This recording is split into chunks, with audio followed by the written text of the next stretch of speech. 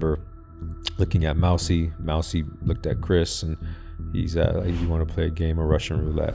So he put a bullet in the gun, spun the cylinder, put it to his head, and it clicked. Nothing happened. Mousy did it. Clicked, nothing happened. And I remember just feeling like this sense of like, just, man, thank you. And then Mousy said, let's do it again with 2 bullets. Have you come to terms with the fact that you allowed your best friend and your brother to kill himself? That's when I entered prison, and by the time I was 19 years old, I hit maximum security prison in California. You guys have referenced yourself as shot callers. What does that mean? Yeah. And what do you have to do, or who do you have to become to get that title? Carlos Vasquez and Peter, our other guest. Welcome to the Roller Coaster Podcast. Great. Pleasure to be here and grateful. Yeah, I appreciate you coming on. This is going to feel different than our normal interview. So for those of you that watched the Peter Meyerhoff interview, this will feel similar to that. We're going to talk about drug addiction. We're going to talk about incarceration. We're going to talk about some things that is geared towards more of a mature audience. We're not going to hold back. We're going to share what really happens inside a prison.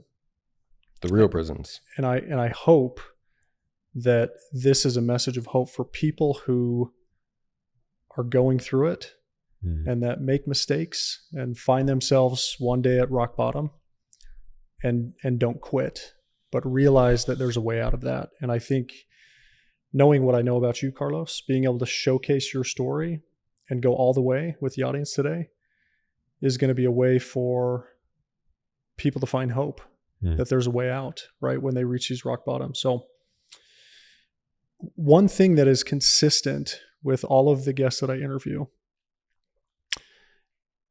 that have stories similar to yours is that it was one decision that changed everything. Mm-hmm.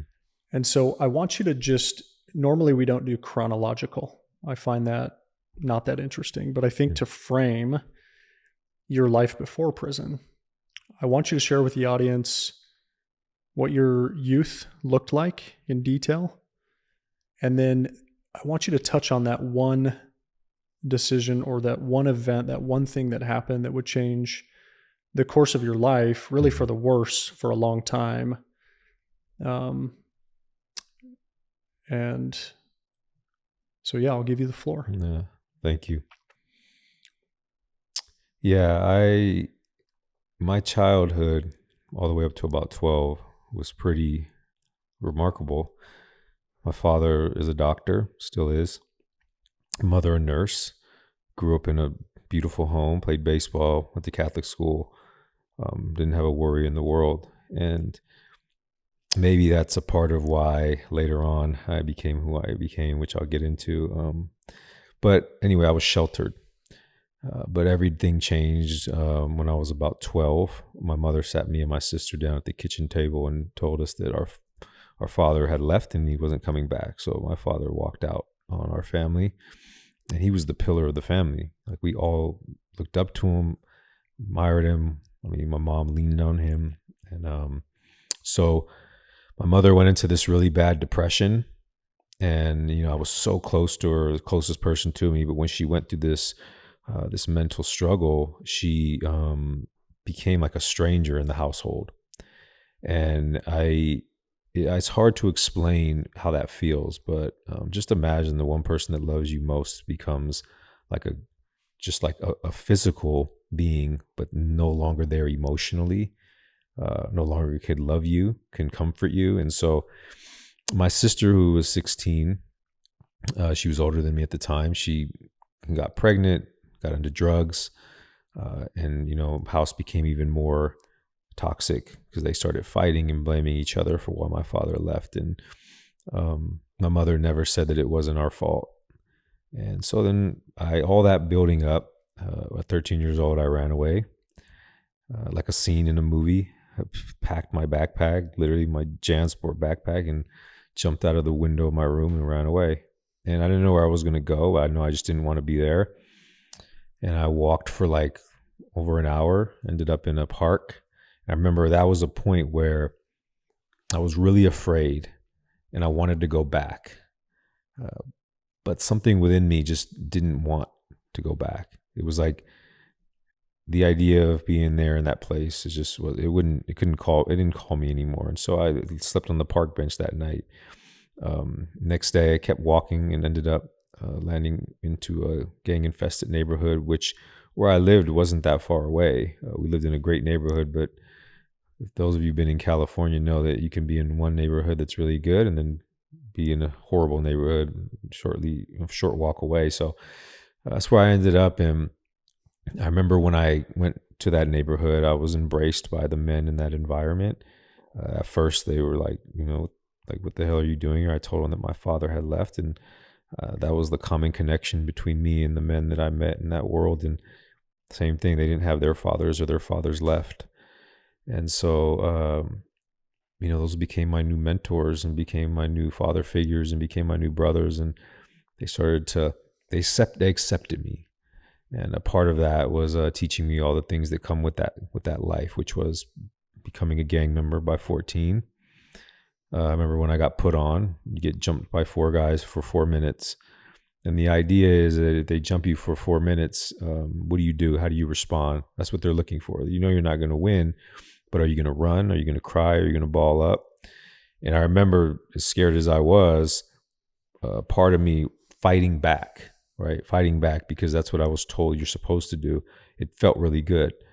And so I just became a full-fledged gang member at 14, got introduced to PCP and crystal meth and marijuana and alcohol at 14, and guns, carrying my first gun at 14. And one particular person, Chris, came into my life. He was 3 years older than me. He was well respected in the neighborhood. He'd already been in the gang for a long time, and I looked up to him. I admired him. I modeled my behavior after him, literally. And I used to call me his protege. That's how much I just modeled after him. And one day we were going to a trap house, a drug house that we had frequented before. And we go into the house and go in. The whole room smells like meth. He has he has a bag and he has his gun and an Uzi that he used to walk around with in his bag. And I had my little 380, and we go in there. As soon as we go in, I look to the right on the table, and there's a 357 Magnum on the table, chrome and black. And Chris sits next to it, and across from him is a guy named Mousy that we all knew, and he sold drugs, did meth. I stood in the kitchen about 5 feet from Chris looking down at him, and Chris smoked some meth, and so did I. And then I remember looking at Mousy. Mousy looked at Chris, and he's like, "Do you want to play a game of Russian roulette?" And I remember deep down inside how afraid I was, but I could never show it. And I just wanted to tell him not to do it, but I didn't. So he's like, "Yeah," because he's Chris and he's my mentor and he knows it, and he doesn't want to look weak in front of me. And he probably honestly didn't even care about living at that point either. That was just the mindset of that world. And he didn't really, he even if he was afraid, he'd never show it. And that's just pride and ego and all these other things. And so he put a bullet in the gun, spun the cylinder, put it to his head, and it clicked. Nothing happened. Mousy did it, clicked, nothing happened. And I remember just feeling this sense of man, thank you. And then Mousy said, "Let's do it again with 2 bullets." And he put the bullet in the gun, spun the cylinder, and it clicked. He gave it to Chris. Chris did the same thing, and it didn't click. The gun went off, and I remember it was just this loud sound that just made me disorientated for a second. But I remember as soon as he shot himself, he stood up. He literally just got up, stood up, and looked at me in my eyes. And then probably 2 seconds, I just saw his life leave him, and he fell to the floor and he bled out. And that was that moment that changed everything from this kid who was just troubled in gangs and stealing and, to now a violent person.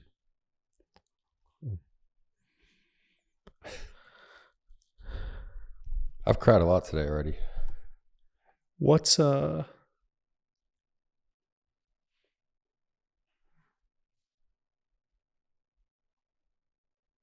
imagining this scene. Like this is like your best friend. Best friend. Got his face tattooed on my side. I got him. This is the one thing that I have left of him, and I wear it every day. This is the ring that he had on when he killed himself. And I got this years later after I got out of prison from his son, who he left behind. And I carry it with me everywhere I go.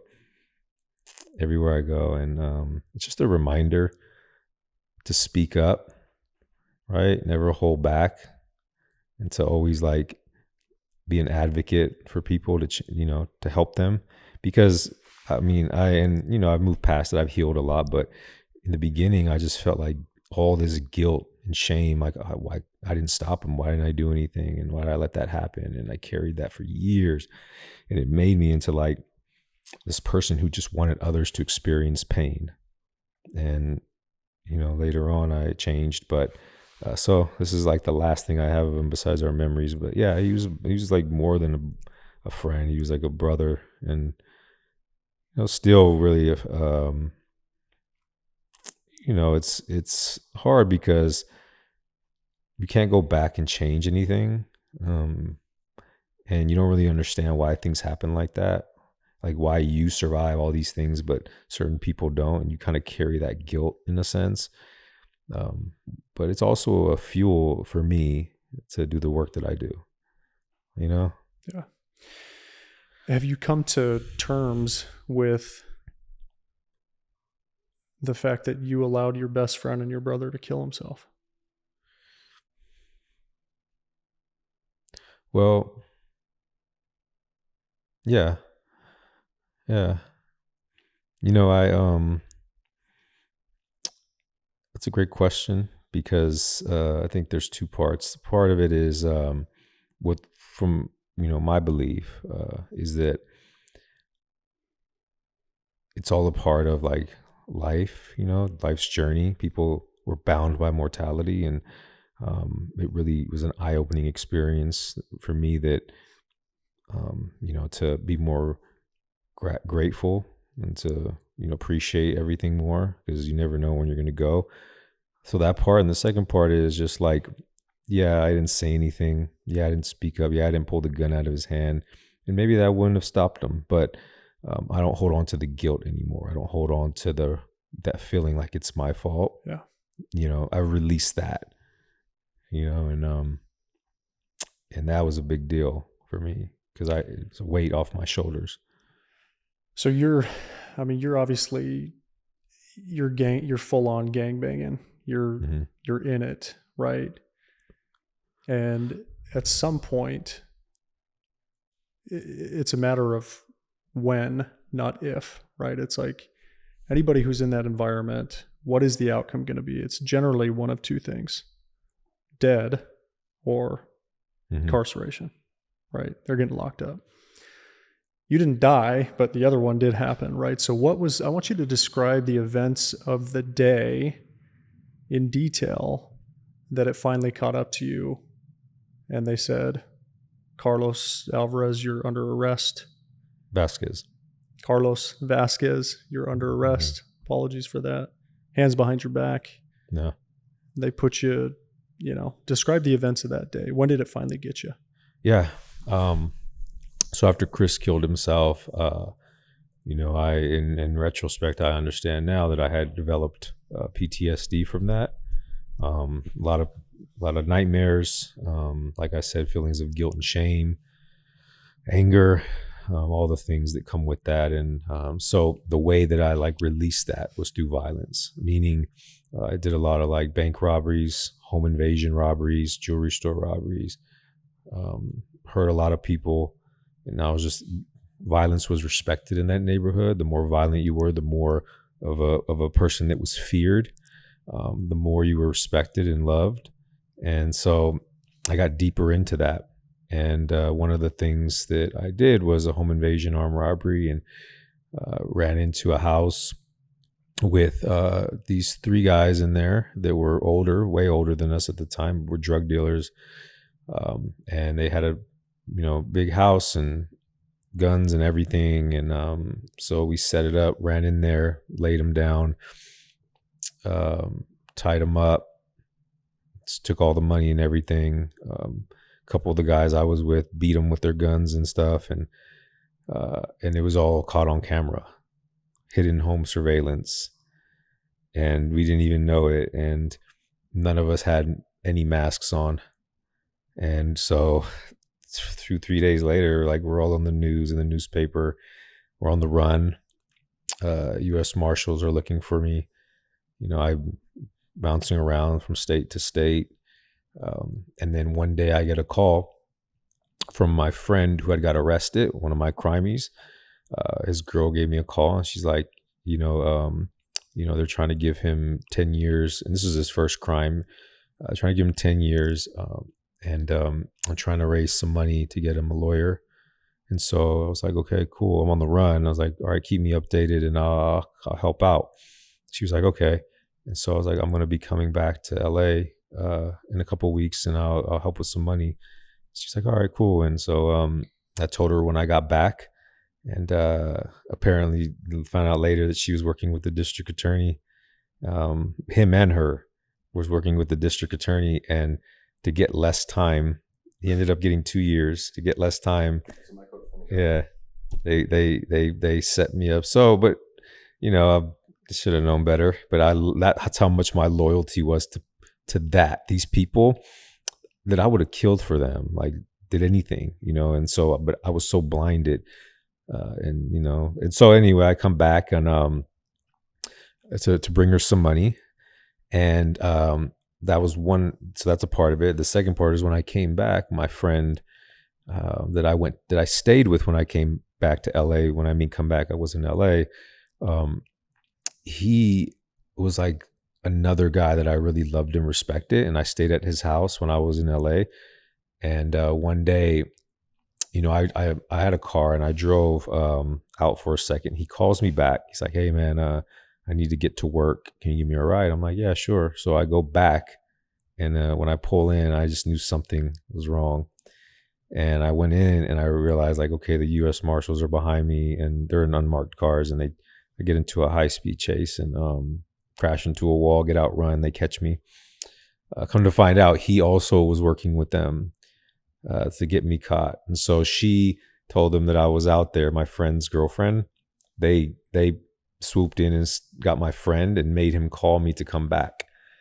So they all worked together, and I got arrested, got cuffed up. They told me, like, Mr. Vasquez, he's like, when I was getting in the police car, they're like, "You'll never see freedom again. So enjoy this." And I didn't really know what that meant until 3 days later, I went to court, and they were talking about life in prison. Because when in California, if you're a documented gang member, you can get life in prison for a crime, violent crime. So 9 months, I fought my case. Every month I was going to court, life in prison, no deal. They had me on surveillance. I had no fight. They wanted me off the streets. And one day I go into court, and the district attorney, just got this big murder case. And he was like, "All right, look, I'm going to give you 5 minutes to make this decision." I'm 18 years old at the time. And he's like, "Take it or leave it." And he put the envelope in front of me in court. I'm standing in courtroom. I opened it, and plea deal for 20 years with 2 strikes in California, when they struck you out for anything at that time. And so anybody would have said that was a stupid deal, but I knew if I didn't take it, then I'd get life in prison. And I remember standing in court and looking behind me in the gallery, and I was like, there's nobody there. I had no family, I had no friends, I didn't have anybody. It was just me. And it was like a real reality check for me to realize that I'm in the world alone, and prison is going to be my next path. And it's the one place that, like you mentioned, in the gang life, if you don't go to prison and you haven't been tested like that, then you're not going to really be fully respected in the neighborhood. So I knew one day I'd go, but I didn't think I would be going for that amount of time. So that's when I entered prison. And by the time I was 19 years old, I hit maximum security prison in California. Had my 19th birthday in county jail and went to prison right after that. Talk to me about, you probably had some feelings about these people for a long time. These people that set you up, these people that you thought loved you and were loyal. It's clear to me that there's a difference between true loyalty and everybody else, right? And also, you thought when you're out there gangbanging and doing what you're doing, you thought, man, I got all these people that love me and they would do anything for me. They'd take a bullet. And when it came down to it, you looked out in the gallery and nobody's there. Yeah. What did that tell you about just the truth about the streets and the truth about loyalty? And what sort of feelings did you have towards these people for the next several years? Yeah. It made me realize that it's everybody for themselves in that world. It's everybody for themselves. It doesn't matter how close you are to somebody. If your back's against the wall, that person's going to roll over on you, you know. And going into prison, this cycle continued, because I remember in prison, it was always the closest person to you that would stab you. And you know that. Because you have to trust them to get to a spot where you can do it and get away with it. Yeah. So, but it almost was like normal. It wasn't like how we look at it now, where, wow, that's betrayal. How could you ever commit to your life of being a part of that? And it was just, it is what it was. And it was normalized that it's so weird, because even knowing that, I still went in completely giving my loyalty to that.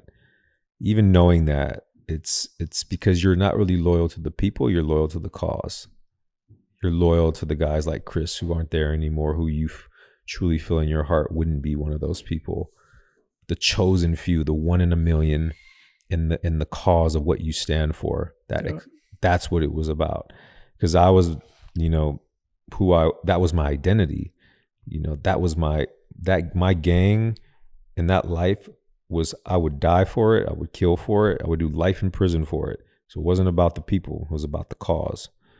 And so that's how you're so deeply attached to it, no matter where you go and what you experience. That's one thing I want to say real quick, is you don't realize like how, not only like, you know, we talked on the podcast what I did in prison, but it's not only doing that, and I forget so much too, is like when you said that, I remember I was like, damn, that is right. It's always, you got to do it. It's not only like doing the mission or, you know, the stabbings or, but it's like, it's always a dude you mess with and hang out with, you know. It's like my first mission I had to run was literally like my second little prison pops there. And like, I had to wait till a good cop was working. And then my first mission, he's drawing my mom, it was a Christmas card or something like that, literally with headphones on over the thing, drawing a card for my mom. And I literally come up from behind him and just completely take him out. And he was like, we were on my bed like before that, we went to go draw the card, you know? So I was so angry about that at first, that like every kid that I had made him run a mission, I would make them I would pick the closest person to them, because I was so angry that I had to do that. Yeah. Jeez. Yep. My objective for the next part of the interview is to really showcase what prison and maximum security is really like. But before we do that, you mentioned something that has stuck with me, and I want to go back to it. You talked about the fact that you grew up in an amazing household. Your dad was a doctor. Your mother was a nurse. Yeah. You were raised right. You were playing sports. You were, you know, church, the whole thing. And there's a book that, you know, my wife and I went through a really rough patch in our marriage a few years ago. And when we were in therapy, it was really because I had made a bunch of mistakes. And my wife seemingly was the perfect parent that you're describing. And my wife was really struggling with some of the decisions that I had made in my life. One of them involved going to jail. And I remember the therapist, you know, asking her, what is it that he's doing that's causing you so much grief and anxiety and this like lack of connection and love and judgment and these other things? And she said, you know, it's just he's making bad decisions. And our children, I don't want our children to see that. And how is this going to manifest itself in the home? And so he recommended a book, and the book was by Brené Brown, and it's called The Gifts of Imperfection. And just let that sink in. The Gifts of Imperfection. And the whole premise of the book is that perfect parents ruin children. And it's actually the parents who have been through the most and are imperfect and have gone through some stuff and experienced a lot. Those are the ones that when your kids inevitably screw up, which they will, have the deepest level of empathy and love and understanding and can coach them through it and help them understand, here's why you shouldn't choose this life. Mm-hmm. I did it. Let me help you understand why. If you hadn't done it, right, for your kids, you're not going to have the same perspective as you have now, right? So do you have any just general thoughts on that point that you brought up of like, because you grew up in such a perfect household, that actually may have been the catalyst that led you to the streets and ultimately in prison? Yeah, it's so true. Because my parents like hid everything, like all of their and they tried to create this perfect thing and pretend. But when you're a kid, you can feel that. And that's when the trauma really starts. It's before my dad left. It was already happening while he was there. And when he was coming home late at night, in the middle of the night, or he wasn't coming home at all. And it was like this slow progression of him just eventually just exiting. That was already starting. And they hid it, and they put up these like, oh, everything's great and everything, life's good. But really deep down, it wasn't the truth. If they would have just been maybe more open and honest about it, and I would have understood more, and maybe I wouldn't have ran away, right? Maybe I would have understood the situation. But you're absolutely right. And for whatever reason why they did it, I don't know, but I agree. And then it just goes to show like the power that one person can have in a life, in multiple lives, like a parent. Like, man, that's such a big responsibility. I don't have any kids myself, but it's probably one of the reasons why I haven't had one yet. The fear of, I understand like what comes with that. It's just like, and I don't, want to fail at that. So I want to make sure I'm right before I do that. But I see that now. I really see it. And not just me, and all the people I've met through my life that grew up with, in those environments like that. Yeah. You guys have referenced yourself. I've heard you say it a few times, Peter, since I've gotten to know you. And, Carlos, when you and I were chatting before the interview, you guys have referenced yourself as shot callers. What does that mean? Yeah. And what do you have to do, or who do you have to become to get that title? Yeah. Well, first cellmate I had. Peter's face, man. The first cellmate I had was a shot caller. I walked in fresh in 19, level 4, 180. 180 means the design of the building. So you have two level 4s. You have level 4, 270, and 180. 180 is the highest. You can't get any higher than that. Go in a paper jumpsuit with a lockup order, and your lockup order is like your lifeline. If it says the wrong thing, you're probably dead the next day. Meaning, what are you in for? And that's important. You have to have that. So I was like, okay, I'm in here for robbery. I didn't tell on anybody. It's nothing. My paperwork is solid. Go in, and he shows me. I show it to him. He says, all right, sit down. I sat down on the steel toilet, and I was just acting tough, but I wasn't. I was scared inside. And he's like, I'm going to show you how to make a knife, because tomorrow we got to go to the chow hall, and you're going to have to carry one. And I'm going to show you how to do it with plastic, because you got to walk through a metal detector to go into the chow hall. And I'm going to show you how to sit. Don't straddle the chair. Sit sideways so that it doesn't come out when you have to cheek it. Literally, that's what he told me. And I was like, okay, we're at war. Let's do this. And this is the mindset. And so he showed me how to make a knife out of plastic CD case, how to roll it and sharpen it. And it was like about maybe 6 inches long. Showed me how to put a handle on it and how to carry it and how to keep it cheeked, meaning between my butt cheeks, and walk around with it and do burpees with it. the whole nine. It's actually probably a great, he knows, he's smiling. And it's crazy because I'm 19 years old and I'm like, what the fuck is this? Those little butt cheeks could probably barely hold that thing Yeah. too. Yeah. And I'm like walking Little like, young butt cheeks. yeah. But you're like, damn, this is real. And then I get out. I mean, then he tells me about, he shows me how, teaches me how to stitch up my wound if I get stabbed or sliced. You go in prison, maximum security, you see guys with welts on their face and on their neck because people get sliced with razors. And so he's like, if you get cut and you're not dying, it's not an artery, you can't go to the hospital because then they're going to make you tell on what happened. And if you don't, then they're going to put you in protective custody and they're going to hold you there because they think that you're going to get killed. So you're screwed. So he's like, if you have to, you stitch up your wound. So he showed me how to do that with needle and thread. And then he taught me about pressure points, and he had a whole diagram of 2 different bodies, and he showed me like where the carotid artery is, where to stab somebody in the neck. That was my education going in when I was 19 years old. He was a shot caller, and I just followed him, and I learned from him. And I went out that first day. I was like 150 pounds, no tattoos. It's like long hair. I had long hair too, by the way. And I remember going out there and seeing these like monster of men, tattoos everywhere, and just like, and mashing pull-ups too. Like, yeah. And I'm like, I was in the streets smoking fucking all kind of shit and getting like, so I'm like, man, this is like real. Like this is, and so, but I realized for 10 years, so my first 10 years in, he told me this too. He said, since you're new here, anything that comes up, sign up for it.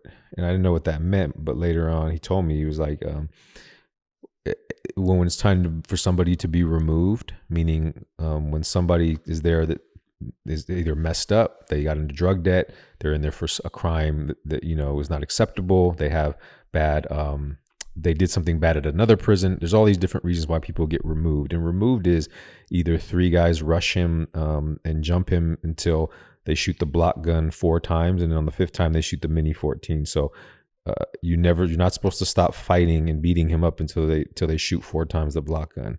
So because then you could stop, because then they'll just shoot you with the Mini 14. So that, or 2-3 guys run up and stab him and remove him that way. With the intent to kill him. Yeah, with intent to kill. Yeah. Because you're putting on a performance. If you're supposed to run a mission like that, and like the dude ends up just walking out, or like, being carried out and doesn't like go get air evac, then it's like, you are in trouble. Yeah. 100%. You're in trouble. Yeah. Because you're also you don't do it like in the privacy of like the corner. You do it you showcase it in front of everybody on the prison yard, all the other races, all the other people. You make an example out of them. And so it's like your time to shine. You're earning your stripes. You're earning your stripes. You're earning your bones. It's one of the chapters in this book. You'll read it. Yeah. You're earning your bones. And they told me that no matter what you did on the streets, how bad you think you were out there, you in here are starting over. You got to earn your bones. And for the first 10 years in, that's what I did. That's what I did. And that's to tell you more what shot callers are. It's like, bro, it's the you of your company that you sold. You know what I'm saying? Except you're in prison. And it's like, all the people always ask, like, why'd you get involved in politics? It's like, didn't you want to be with the cool kids when you were in high school?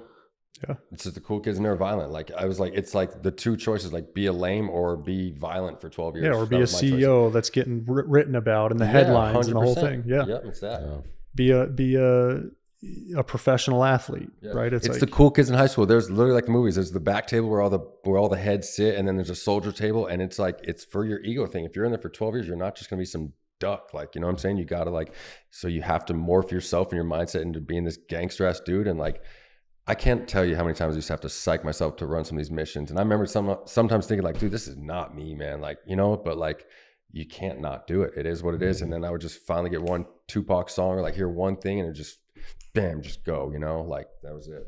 But some guys don't, right? Like, what percentage of guys in there are raising their hand on these missions?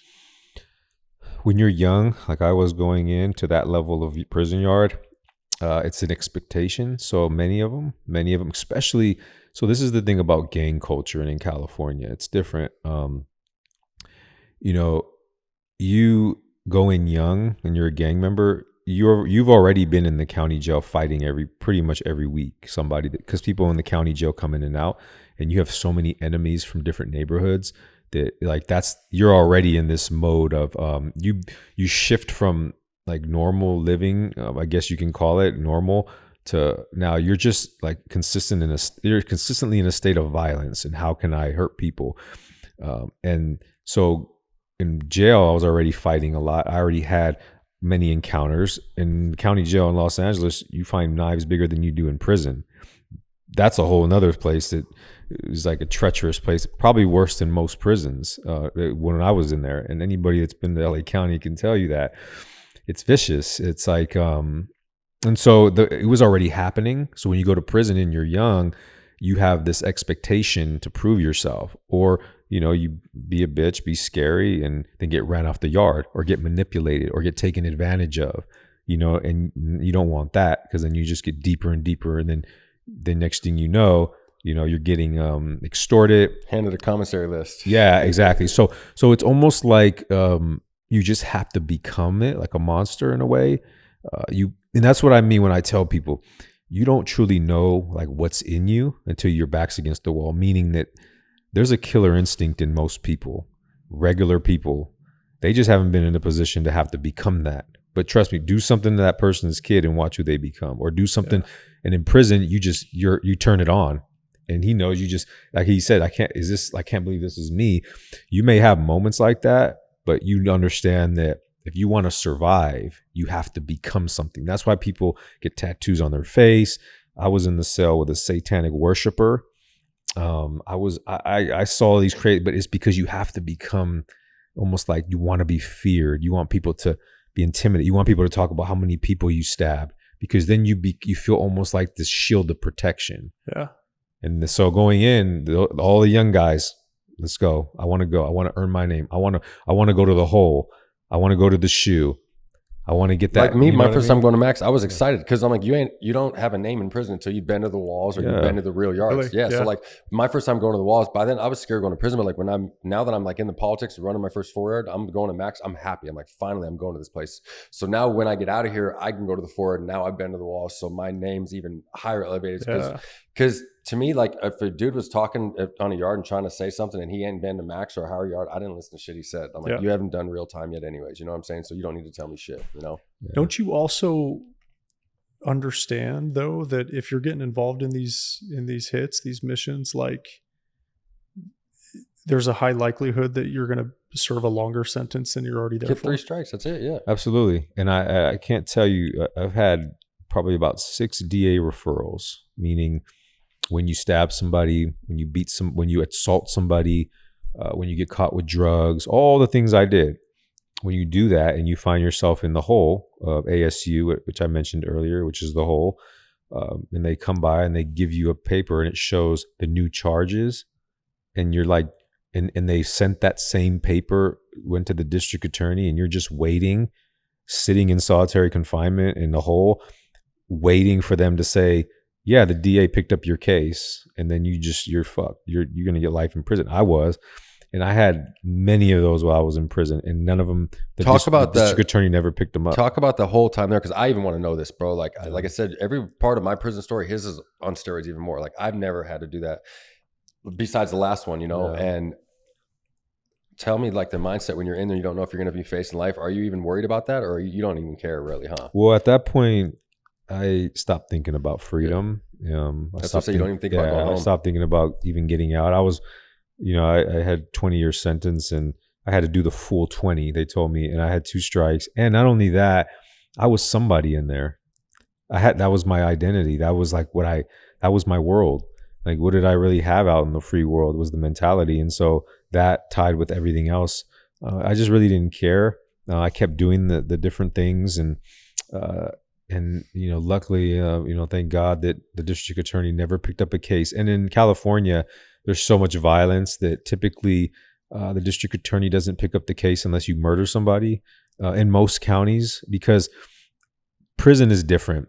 It's like almost like it's almost like normalized violence. So when the district attorney receives this guy stabbed another inmate, who cares? It's not like a civilian.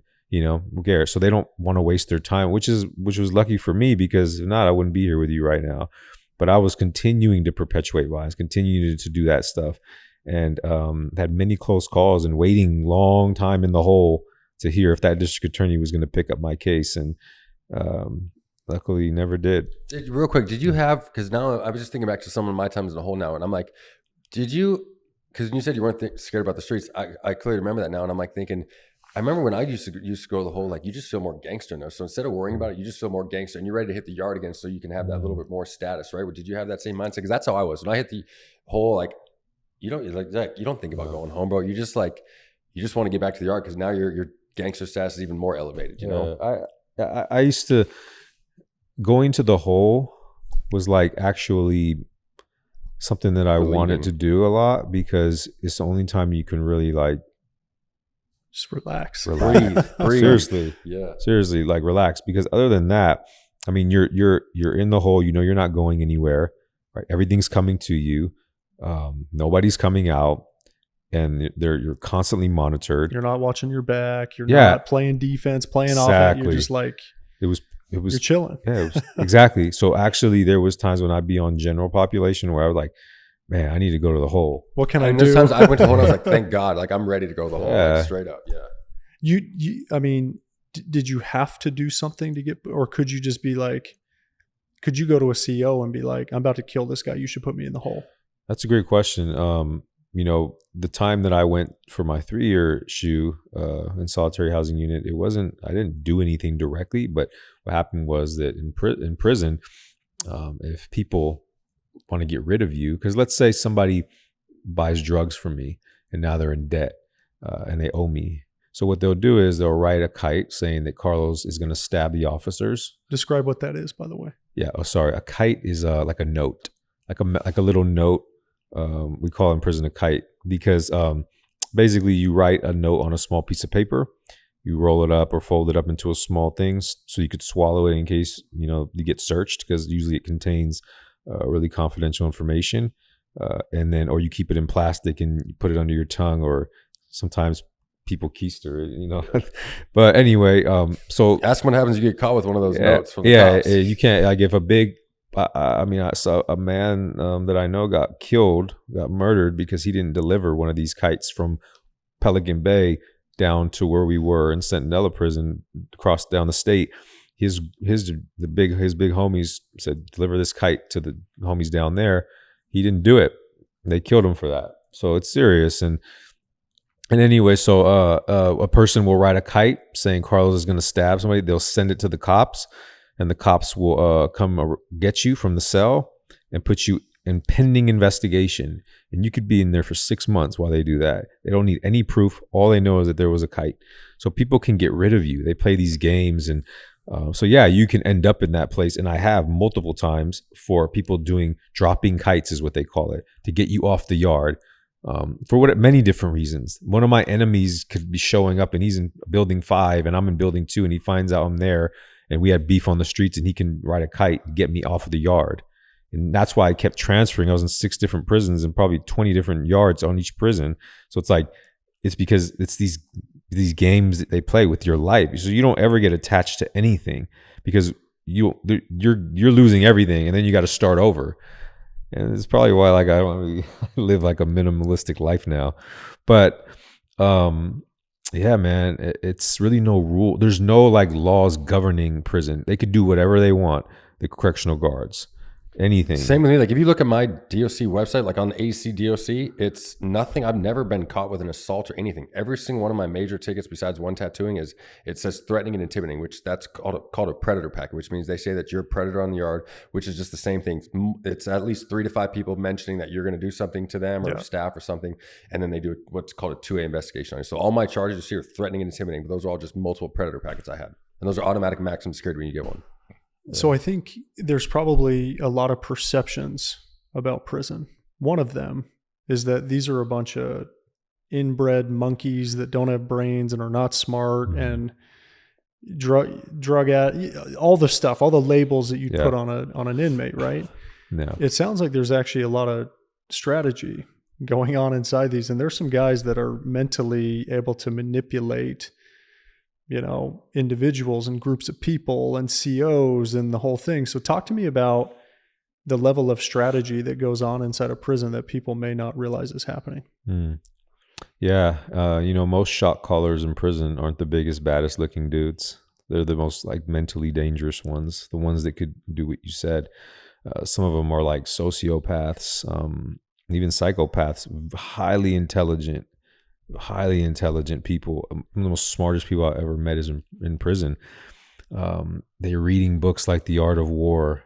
They're reading books like 48 Laws of Power. Yeah. They're studying how they can they're studying how to be criminals, better criminals and manipulators. And you have to keep up with that, and that was always my strength. I was never the biggest, baddest looking dude. I never, I had a level of violence. You have to, but I wasn't, there was way more violent people in there. They were in there for multiple murders. Even rapes, all that, and raping other men for dominance. It wasn't because they were they just did it because they wanted to completely take their soul. And I used to know them and look up to them, and they were like my mentors. But mentally, I've always been that way, and that's how I became a shot caller. It wasn't really my reputation, part of it. It was because when it came down to we're about to go to war with the Aryan Brotherhood, or we're going to go to war with the BGFs or whatever, we need somebody with a sound strategic mind that's going to come up and try to solve this problem, because people are going to die and there's going to be chaos. We're going to lose everything we have. And so when you're given that position, you're a person that's because it's not even the shot caller that really runs the prison. It's the big homies in the shoe. They just in the shoe for life. They're not getting out. And so you're like the next connection to them, and they entrust you in that because they know they continue to get their shit in the shoe, their drugs and extra stuff, because the yard is running properly. It's very strategic. Everyone thinks it's the toughest dudes on the yards. I say it all the time. If you're on that yard, you're tough and you're a bad mofo. It's about being an entrepreneur. On top of that, you have to sell drugs, because the guy that's in the shoe program that is taking care of the yard, that's his yard, he needs commissary every week. And if he's in the shoe and he can't get commissary, who do you think gets it? So that's why we take 25% of the drugs. And then my job running the yard is I have to sell that drugs and then send it up to the Aryan Brotherhood big homies who are in the cells for decades and never get out. So tell me about one of these strategic master plans that you orchestrated, in detail. What was one that you remember where you just nailed it? Yeah, well, one in particular, one that if it didn't happen the way it did, I wouldn't be here, which was,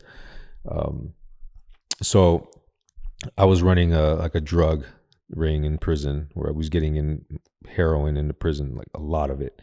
And I was working with different races, because as a shot caller, you can work with anybody because you have that communication. That's another thing, is just that's another part of being that, is being able to communicate with anybody. And we were bringing in drugs through correctional officers, bringing in drugs through people been visiting, visitors, through packages, all kind of different stuff. And I remember a part of what I did was I would go out to the visiting room and orchestrate a smuggle into the prison. So I'd have people bringing it in, but I would be in there overseeing it. So I would go out. My girlfriend at the time would come visit and pull me out, and then I would have other women come up that would pull out other guys that would go bring drugs in. And so I went out there, and we went out and everybody was getting ready to bring in everything. I call my girl before I go out. She sends the code where everything's good, meaning that they picked up the heroin on their way up to the prison, and everything was getting ready to go. We have done it. We did it many times before. And I remember going into the visiting room, sitting down with my girl, and I just felt something. It was and this is a rule in prison. If you go out into the visiting room to bring drugs back. What does this room look like, by the way? Is it open? Can you actually embrace her, hug her, kiss her? It's an open space with round tables, and you can get one hug when you come out, one quick hug, and then you have to sit across from them at a table. And then one hug when you leave from visiting. And is there security in there? Yeah, CEO? There's security. There's CEOs on both ends watching. There's multiple cameras. But, when you have correctional guards working, to help you it's like you don't really worry about that. But there's one thing about prison is you have correctional guards, regular ones, and then you have, which would be like the FBI, which is the goon squad. And these are the ones that even investigate correctional officers. So that you really don't have control over. That's another level that even the Mexican mafia really doesn't have any control over that. Those guys are never going to be dirty. Exactly. Yeah. They're not around enough to compromise them. Yeah. To compromise a cop, you have to spend a ton of time. Yeah, with them yeah. and stuff, Yeah. They don't. Yeah. So I want to go back to that after this, though. I didn't realize so many COs were dirty. Like yeah. that. And they have something in there called the Green Wall, correctional guards, and it's their own, like, you have prison gangs, and that's like their own prison gang, Green Wall, and it's all kind of corruption. Yeah, it's crazy. Did I talk about that in my relationship? No. Oh, I was in a full-on relationship with a corrections officer on a 4-yard for 9 months. Like, she met my mom and everything with a cop. He got. I don't know how he got some when he was. I don't know how much you can talk about, but I had a threesome with my prison pops and a corrections officer on a 4-yard. No, you didn't. Yeah, He's on some next level shit. Yeah, like I was in a. I'll give you a crash course on it. I pull up to this 4-yard. We had just got there, so they were back then. All the Border Brothers and the Paisas and the Chicanos were at war. Paisas are born in Mexico. Chicanos are like Carlos, born here. Same color skin, but they're at war, right? So they have complete separate yards. They had just finally made a peace treaty, so now they were going to put all the guys back because the state pays like fines if they're like segregating inmates, right? So they had just moved us there. We get there, and I'm not joking. And the cool thing is when you open up a new yard, they send groups from every yard. So they send all the troublemakers with you to the new yards to open up. So I went, and every single one of my homies was there. And I remember walking to the property, and we're all lined up to get property. So you get dressed out, like they're like go in there and get 3 sets of clothes, and that's it. And I walk in there, and I'm not joking. I'm 23 years old, like just hit puberty in prison now. Like I have never ran a yard. This was the first yard I ended up running, but like I'm on the up and coming, think my shit don't stink, don't care about prison. Like, you know what I'm saying? Like, you don't think about going home. I'm just now catching my groove. And I remember walking up in there, and I looked, she comes up, and like, you could see, she looked at me like bug eyes, and I caught it. And she goes to put these pants up to me to see if they fit my waist. And I'm thinking she's trying to flirt with me, So I grab her hands. I was like, damn, you got some soft hands. And she's like, don't touch me. Oh, do these fit? And I'm like, yeah. And I was like, and I knew the Mexicans that were working for her were leaving the next day. So I was like, yo, you're going to need a property worker in here. What's up? Let me work with you. And she's like, put your name and I'll get you the job. And I was like, you don't even know my name. She's like, what's your name? I was like, Meyerhoff. I was like, all right, bet. And I come out, and all my boys are on the rec field, and I tell them, like, I guarantee I'll pull this property cop. Give me 2 weeks. I'm literally telling the white boys on the yard, I guarantee I'm going to pull this property cop. Next morning, 5 o'clock in the morning, my cell pops. It's the property officer down there. She said she's calling me to go to work. 4 days later, she's my girlfriend. Like, literally, like, having sex with her. Where? So I had the best. You can't ever do this. This is why my name was so legendary in there too. Like, you could never pull a cop that has better access than I had. Like, the property cop has keys to every single closet door on the entire yard. She has keys that the lieutenant doesn't have keys to because she's the property officer. So we have our own room. Like, I'm in charge of everybody's property. Like, to be honest, I think that's the only yard I've ever been on where they actually had a property job, because you're not allowed around inmates' property, because like when we'd get a piece of shit there, I would take all his property and go give it to the good white dudes on the yard, So like, that's why they don't let inmates in there. And that's why I say that place is like U of A for me. I was in a relationship with her. So every visit, when my mom would come up on the weekend, my mom would bring a whole plate of food that she would cook. She would go drop it off at the CO's house. And then every day when the CO would come to work, she'd bring me in homemade cooked food from my mom. So I'm on a 4-yard drinking promethazine with syrup, smoking blunts, all brought in by this cop. Like, it was like college to me. But you do it until it lasts, because you're going to get snitched on. And I got snitched on by the Mexicans because she was a Mexican chick. And there was a bunch of drama because they kept trying to approach her. Like, you're one of us, and I'd go like whoop that dude's ass and tell the Mexican dude, like, yo, get rid of that dude. If not, I'm going to handle it myself. And so it lasted like 6 months, but it was like 6 months, dude. Literally hooked up with a lieutenant. Like, you can't even imagine. We would drive around to bring chemicals to all the buildings. So I would be driving in a truck with the lieutenant, my girlfriend, who's a CO, my prison pops, who's a stone cold murderer that schooled me on everything, and myself smoking a joint in the back of the thing. Like, these COs are doing whatever we tell them to. When the yard would get shaken down, I shit you not, the cops would come to my cell and take all my contraband out, and I'd have an entire net bag full of contraband, and they'd be in the tower while the whole yard was getting searched. And I got the 2 chicks in there literally with my contraband in the tower where all the corrections officers are. It was crazy, bro. Wow. Okay. So, Carlos, Hence no one has a story like that. That's crazy, bro. Hence why, like, how drugs get in, right? It's one way. So you're in this visitation room.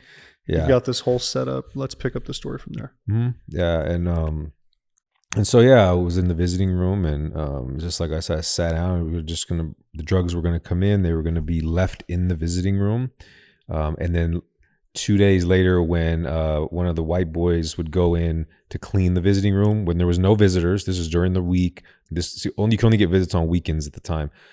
But his job was to go into the visiting room and clean up, just clean up and get ready for the week. And he'd bring all the drugs back. And like you said, the correctional guard would be there with him to escort him, but never searched him or anything. He would just bring everything back. And so we had this operation going and bringing in all kind of drugs, especially heroin, because you get the most money out of it in prison. And I went out there that day, and like I mentioned, when you go out to a visiting room to get drugs, the rule is that once you're out there, you never leave it. You never turn back. You have to bring them in. It was a rule. But in this particular case, it just didn't feel right. And I remember calling it off. And I called it off. My girlfriend and everybody else that was involved went and took the drugs back, dropped them back off with the person who had them. And then I took a lot of heat for that. I was like leaving it like that, but I was like, nah, it didn't feel right. Something didn't feel right or whatever. And they're like, whatever. 2 days later, we get a message from the SHU, from one of the guys that we were connected with. It was a whole lockup order and in there it talked about in detail that everything we were doing was under FBI investigation. And that day in that visiting room, the FBI were in the visiting room behind, watching the cameras, waiting for the transaction to happen. Literally waiting. And one of the guys who ended up getting caught bringing heroin a different way, but was a part of our whole ring, that guy ended up getting like 10 years in federal prison, and he's still in there. And so when That's your third strike too. That would have been it for me, because it was criminal conspiracy to introduce drugs into the institution, heroin, and I would have went to federal prison, got struck out and did federal prison time and life in prison if I went through with that. And we talked about earlier, like God never left me. Even that situation, He placed something on your heart there. Yeah.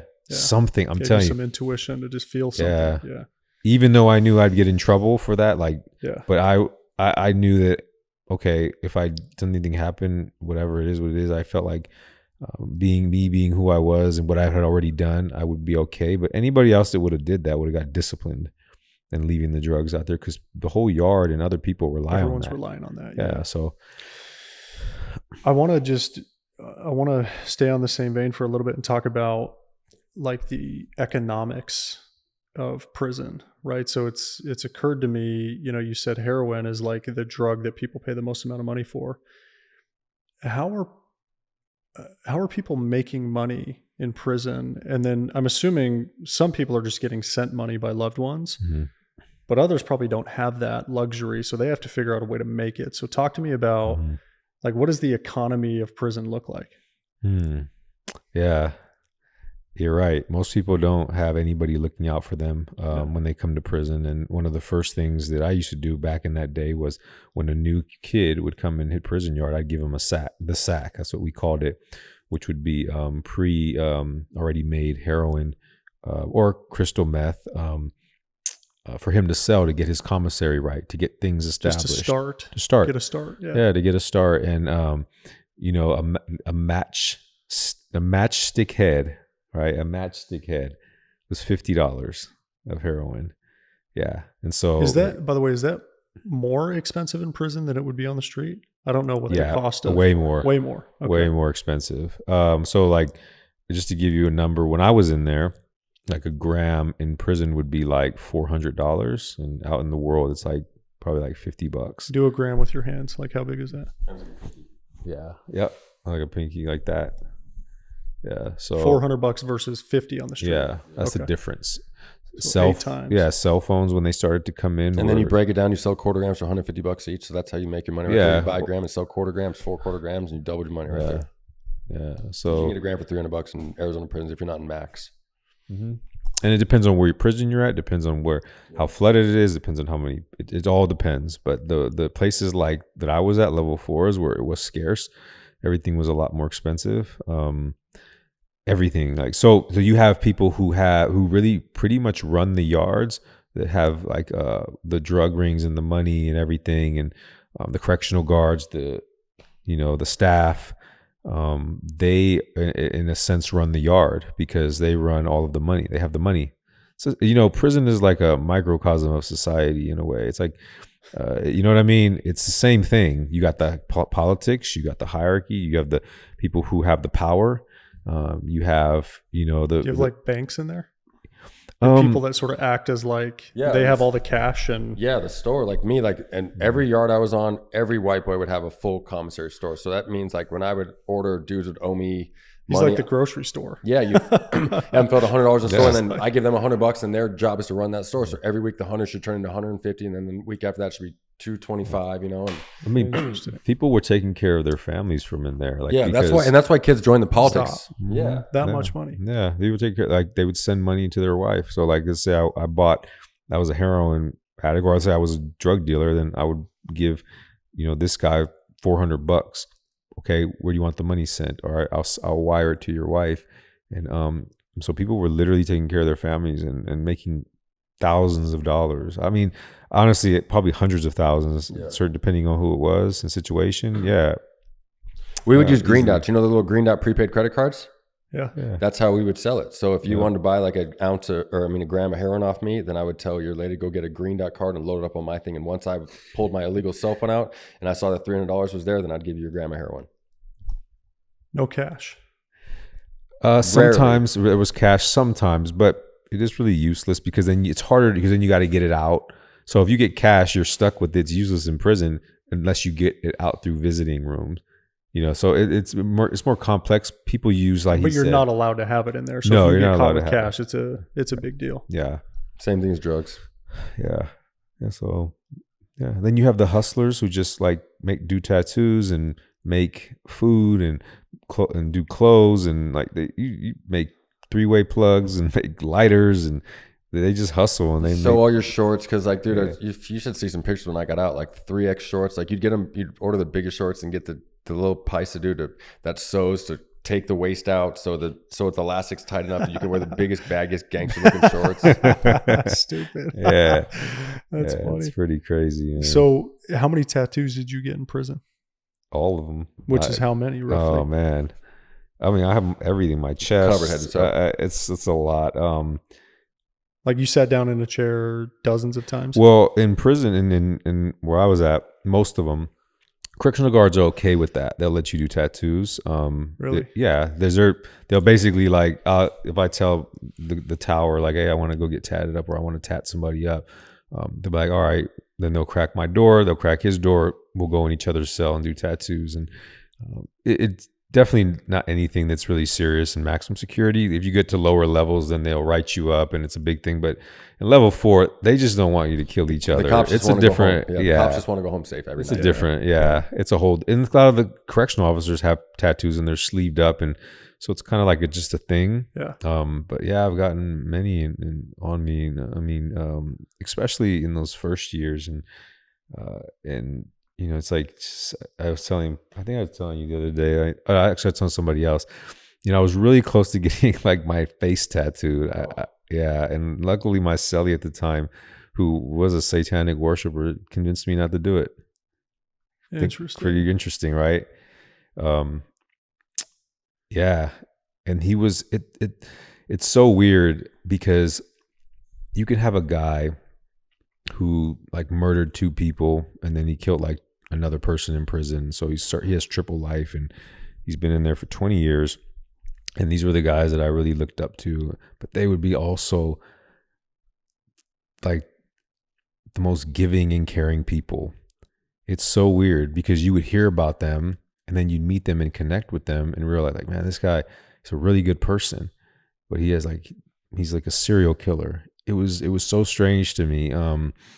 But then I realized when I looked in the mirror that I was kind of that way. I was very kind and helping and giving and sharing, but at the same time, like I had this willingness that I know I'd kill somebody if I have to. That's why I talk about the psychology of it. It's such a interesting place now that I'm able to look at it from where I'm at now, and how I met some of the greatest people and human beings in prison, but some of them were stone cold killers, and I met some of the foulest people in prison. One guy that I met, they used to call him Hot Pot because he had an argument with his cellie, and one night he there's a thing called a stinger, which you put in, it's a metal thing you put in water and it boils the water. He boiled some hot water and poured it on his cellie's face while he was sleeping, and then you just wake up. We woke up to like a man screaming, and like just something like that. And then later on, you run into this. I ran into this same guy at a different prison. It's like we're walking laps, talking about shit like nothing happened, and that's all the time with everybody. And yeah, it's pretty wild, honestly. We would have dudes greased a lot of times. I don't know if that was a thing in Max where you are, but like if you can't get to them and they're going to the showers, that's all you do is you throw hot grease on their face and they walk by your cell because you can't get at them. So that's the thing. And what else? We'd grease people. Darts. Yeah. Darts, especially in the shoe. The shoe in the Supermax, the holes are like cheese grade doors because it's supposedly like the psychologist supposed to make you feel like you're not locked down, although the lights on from 6 a.m. till 10 p.m. bright as all these lights put together, and you have no control over that. And then it's got a little cheese grade door, so you can literally blow darts that have God knows what on the end of them or whatever. But that's the only way you can get at those dudes. Yeah. Which is why they say a lot of times you're doing, like when you're putting in work, it's someone that you're friends with, because like when you're in maximum security, for the most part, if there's a dude that's on the list, bro, like you're just trying to, the entire year that you're there, you're trying to just play it cool with the guy and make him think he's one of you, so that when he hits the yard, he's not scared and he just gets it when he hits the yard.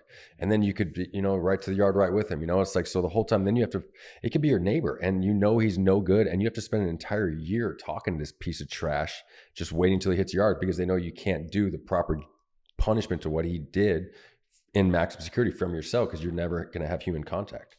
Yeah.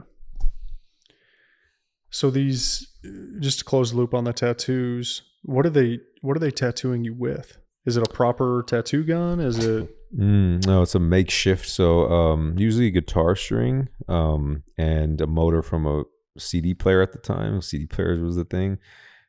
And, you just like motor, guitar string, pin cap, and then you make ink from like chess pieces or a handball. You burn it, and the soot you mixed with like baby oil, or you mix it with Vaseline, and it makes ink.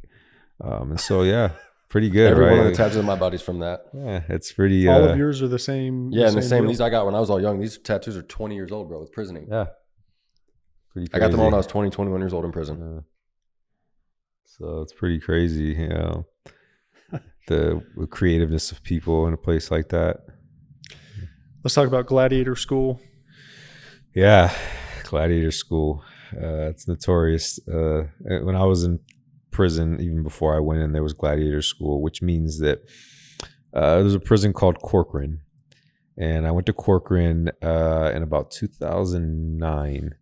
I went to Corcoran, level 4, 180, same thing, Supermax. And it was just so different. Like the correctional guards were like these big dudes. You can tell they work out. There was just all this aggression, and it trickled down into the prison yard. So there was a lot of violence, and I was young, and so when I went in with an attitude.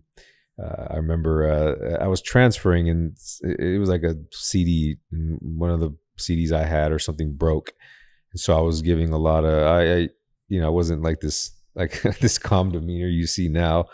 And I hated like authority. So I lashed out and talked shit to the correctional guards, and they were like, all right, fucker, and they cuff me up. They put me in the hole. And then one day I'm in the hole. They come and they take me out and they put me in the shoe yard, which the shoe yard is a concrete slab, and there's walls all around you, and they go all high up, and there's a tower at the top of them where the correctional guards like walk around and watch you, and it's basically your yard time. So in the hole, you may get yard every once in a while, and when you do, you go out there, and you're usually by yourself because they're separating you, because either you just had a riot, you're at war, so they got to keep you separate. You're at war with this gang, you're at war with these people, and so they have to be very cautious. But in gladiator school, what they would do is they would pair you in the shoe yard with your worst enemy, and they would let you fight, and you'd be out there in boxers, just white boxers, no shoes, Who's no they? shirt. Correctional guards. Yeah, They're running the gladiator school. they were running the gladiator school. Yeah. Okay. And so I didn't know anything about it until I literally was forced into it. I remember like the guys that I went in to tell me, just do a lot of burpees. Like, you got to have your wind up. And I was like, okay. So I used to do hundreds of burpees, and it paid off, man. I remember going out there in the shoe yard. I was in my boxers, and I was just walking around. And then the correctional guards are at the top. It's two of them, and they're looking down at me. And next thing you know, the door opens. It's like, the door's opening. And one of my enemies comes out, a guy that if, we would have crossed paths, would have tried to kill each other. And, it was on site. You can literally go to medical, and if you see your enemy, you got to take off on them. You could go to your visiting. If you see your enemy, that's how serious this was. And so as soon as we saw each other, we just locked up, and we were just fighting. I mean, till we couldn't fight no more. It was probably at least 15 minutes straight of just fighting. And you're just gassed, but this is where the burpees came in. And luckily we both did them. So we just fought until we couldn't anymore. And then basically what come to find out later, after I got out of that situation, that the correctional guards would organize these fights and bet on them depending on who would win. What does win mean? Like whoever would beat the other person down and essentially whoever's standing and whoever walks away at the end. Yeah. Whoever walks away at the end. Yeah. Would guys die in these? Probably. I'm not sure. I don't know. I didn't hear about any of that. I know that it was like nobody's out there. It was like cage fighting. It was like, it was cage fight. Exactly. But this is the thing. What they would do is to stop you. They're in the tower and they have their block guns. So they don't want you to kill them. They just yeah. So to get you to stop, they shoot the block gun. Boom. And that'll get you to stop quick. Yeah. And even sometimes they'll have to shoot it. I remember I got hit with a block gun a couple of times. Your adrenaline's going, not in this situation, but in a riot. And you're going at it. You don't even feel it at first. But as soon as you hear that Mini 14 crack off, everybody just stops. Like, you've ever heard like a Mini 14 go off in a prison yard and how it echoes, and how you just, if you see a person get hit with it, everything stops. And so what are they shooting out of it? Bullet. Are they shooting 7.62, yeah. Yeah.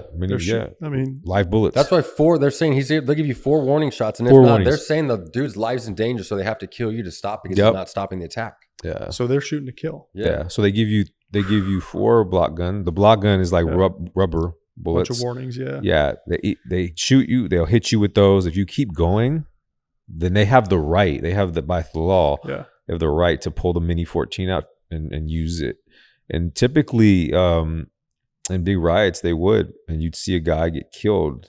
Like I remember one guy. I even want to know, what do you remember? Because I've never experienced. Like I said, his prison stories on steroids.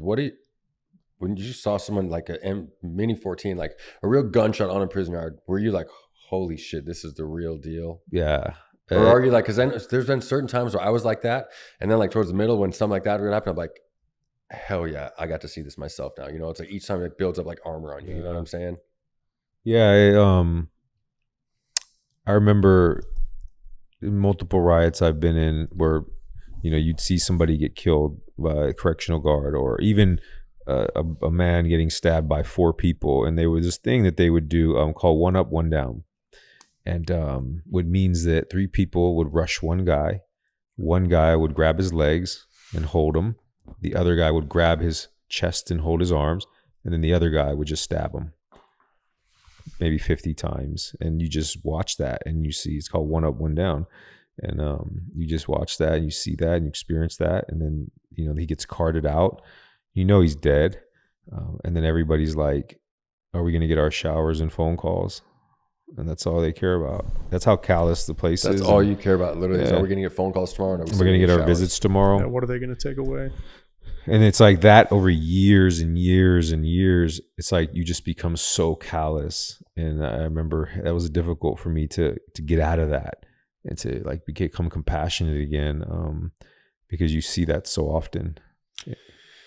You briefly shared an experience about, you know, we talked a little bit about segregation, you know, that happens in there, but you did talk about that you had friends that were part of other groups, right? And you had one friend that you were really close to, was a white guy. Yeah. Talk to me about that day when there was a hit put out on him and what you remember about that experience of him getting killed in front of you. Yeah. Yeah, I remember I was in, it was like a wood shop type of class. But you don't, you know, you just kind of like are learning about like, actually it was, roofs and framings type of class. You dealt with wood, but like how to do like framings and houses and stuff. It was one of the trades that they had at the prison. This was later too. This was like,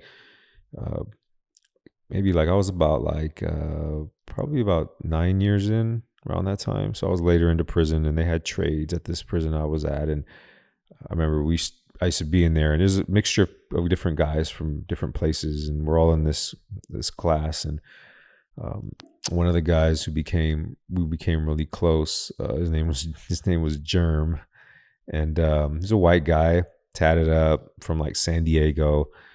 Just cool though, like a guy I would hang out with out here. And we would just chill with, and you know, it wasn't really, he was, you know, wood, but he wasn't like, you know, like the status of like, I hate all people who aren't white. You know, he grew up around different races and stuff. So, but we were cool. And I remember everybody knew it. So we'd be in this class, and, you know, in the back of the class that you would hear like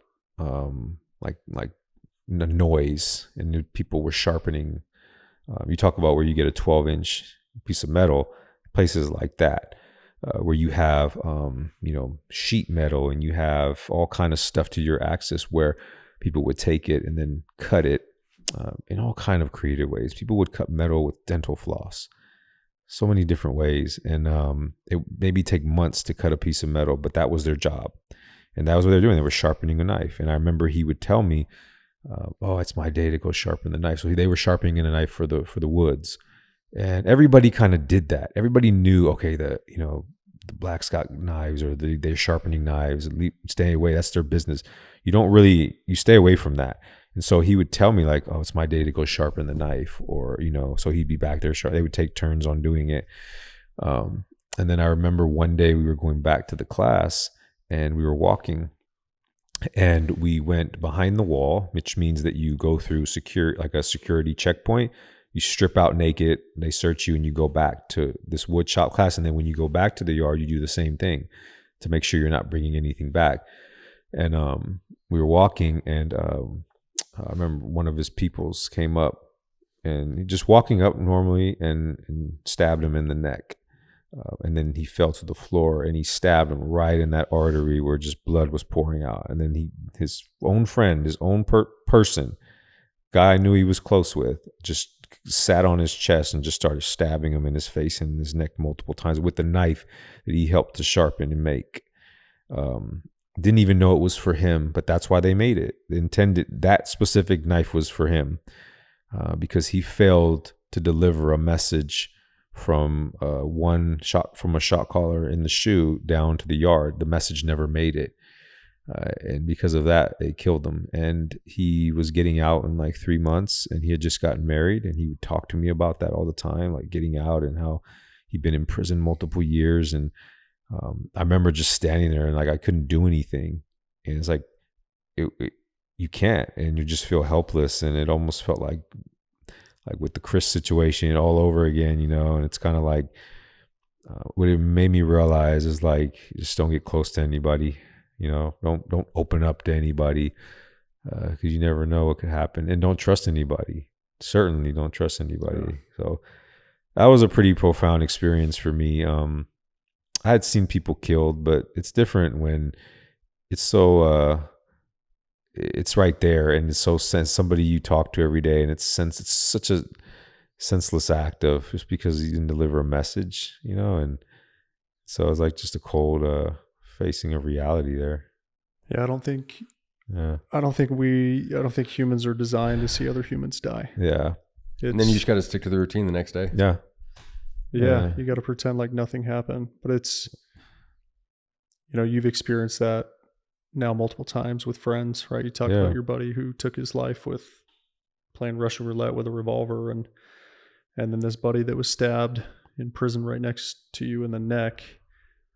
And those are probably things that you'll never unsee. You're always going to have to live with those memories that are probably imprinted on your heart and your mind. And, how do those continue to affect you today? Like watching somebody else die. I think 99% of the audience listening right now has never seen somebody die in that way, right? Mm-hmm. Maybe they've seen, God forbid, a relative or something that was fighting a rare disease or got old, or these sort of things, but not brutal murders, right? Yeah. So how do you process some of those super traumatic moments today in your life? Yeah. Well, experiencing those things, it completely shut down like my emotional state. I was just like, I felt numb. Didn't even feel like I saw people killed after a while, like, or just didn't feel anything. And then I ended up in the SHU, solitary housing unit, for 3 years, and that's where I started my healing. I was over a decade in prison. I was in the SHU and I didn't know I was going to be in there for 3 years, but I was in there on an indeterminate sentence, meaning that every year I would go in front of a committee that would say whether they would let me out of solitary or not. And I remember when I first went there, this was the SHU. This was not just the whole ASU. This is the SHU. So this is 24-hour lockdowns, separations, complete segregation. And I remember the closest person to me was like many cells down. I couldn't have a conversation. That's how far he was, but I knew there was somebody there. And so I made a fishing line out of my boxers and sent a line down to him, and just hoping that he would respond, just to connect. And I never forget it. His name was Brother Malcolm. And I told him what I was there for, that I had been validated, that I got my papers, meaning that I was validated, and that I was a danger to the institution because of my gang affiliation, and I was a shot caller. So I was going to be in there indefinitely until meaning that they never had to let you out of the SHU once you're indefinitely there. Like, and he told me, he's like, I've been in here almost 30 years, and he was in there for 30 years in the SHU. And it was because he was a Black Panther turned BGF, and they put all those guys in the SHU. So he was in prison when they just had like 2 prisons in California, Soledad and like San Quentin. That's how long he'd been in the SHU. And he wrote me back and was just telling me, like, told me what he was in there for, validation, same thing. And so it really just defeated me. Like I didn't have like any drugs. I didn't have this shot caller, this ego, this sense of like I'm somebody. I didn't have anything to like cloud all of the stuff that I had been through. I had to confront everything in solitary, and it's just me. All my regrets, all the things I did, all the way back to my mom and my dad and Chris, and all my experiences just kind of hit me. It was the first time I felt like really killing myself, like suicide. And I always perceived it as a weakness, so I never thought about it until then. And I really, truly understand when somebody says that they had somebody in their life commit suicide. It's almost like when you get to that state, it's almost like you just like how you want to breathe when you were suffocating. It's like you just want to like let it go. That's how I felt. And had I had the opportunity and I wasn't in solitary, I would have ended my life easily. But I couldn't. I was in the SHU, and it was like such a torturous feeling that I can't even kill myself, that I'm just here. And I'm going to be here for many years, long time. And that's where everything changed. And it was because of a chaplain that randomly around Christmas time, and this typically doesn't happen around Christmas time. I didn't even know it was Christmas until I looked down the side of my prison door and I saw him going from different cells looking in, and he had Bibles and he had Christmas cards. And I remember seeing him coming down, and I hadn't had a conversation with God since I was a kid, and I was going to Catholic school. And so I was like everybody else. I wanted to sit down and just have him walk past and ignore him. And I sat down on my bunk. I looked down, just waiting for him to walk past, like I normally did when somebody would come, like a correctional guard. And he stopped at the door, and I felt like his presence at the door. And it's like I just looked up, looked at him, and he looked at me, and he called me over to the door. And like whatever it was, just felt compelled to get up and walk to the door. Didn't ignore him, just wanted to walk over there and see what he had to say. And that man was the first man that ever looked at me with like some type of love and compassion and care, and probably since far back as I could remember. And he saw beneath the bars, he saw beneath the jumpsuit, he saw a human being, and he told me, he was like, God has a plan for you, and just read the Bible, don't give up. And he gave me the Bible. I remember he left. I sat on my bunk, and I remember having this feeling that I didn't want to let him down. Like it was weird because I didn't want him to come back 2 days later and be like, what happened to that guy? Oh, he killed himself. I didn't want to let him down. He was the one person that kind of gave me that hope. And I opened the Bible. I remember one of the first verses I read was Matthew 7:7-8. Ask and you shall receive, seek and you shall find, knock on the door shall be open. And it was like a sign, right? It was like it gave me hope.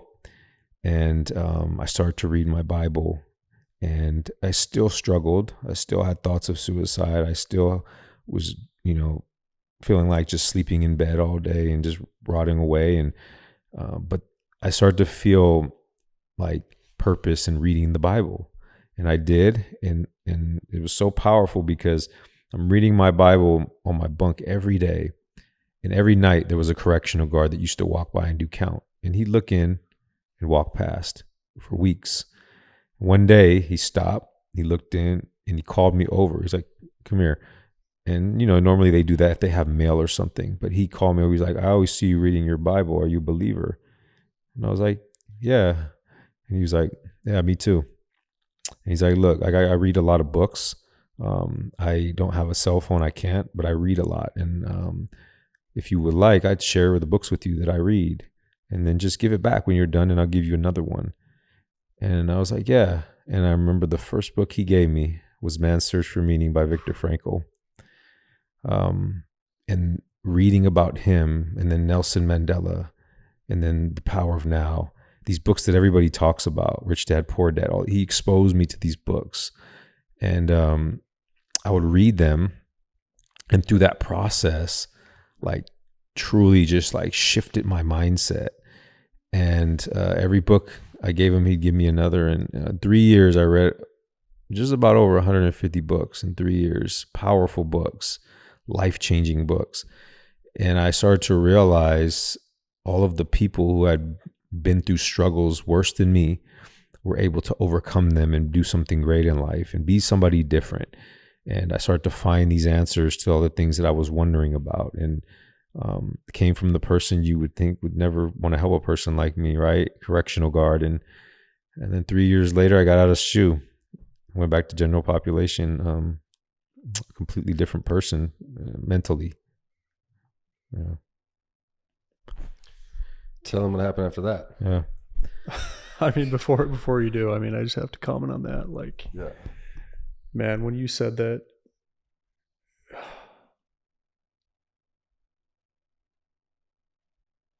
I'm trying to understand why. You can't even Why picture a this place is- so hopeless either, Yeah, I'm just trying to understand why it's affecting me so much, what you said about this chaplain. I'm really trying to piece together, like, you know, when you said this was the first man that ever looked at you in a way where you felt like this person actually loved you, actually cared about you. And can't imagine you had lived 30 some odd years of your life, you know, really never having felt that before. Yeah. And it's like, I think it's our greatest callings as fathers and husbands and brothers and sons, and to deliver that same feeling to the people that we love the most, right? Yeah. I think that when we get to the end of our lives, the greatest measure of success is going to have nothing to do with this and money and status and how good you looked, the things you like, none of that. I think it's going to be purely measured on, and you're going to be remembered by how you made other people feel. Yeah. And so that the way he made you feel, like, changed the course of your life forever. Like, you're sitting here today because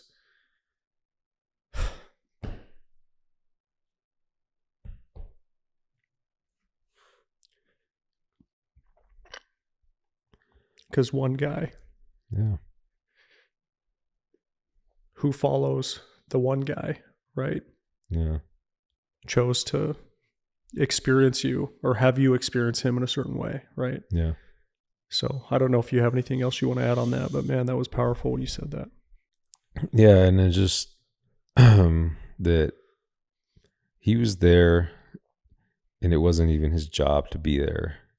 Like, he never had to come to the solitary housing unit, but he knew that that's where the men that needed him most.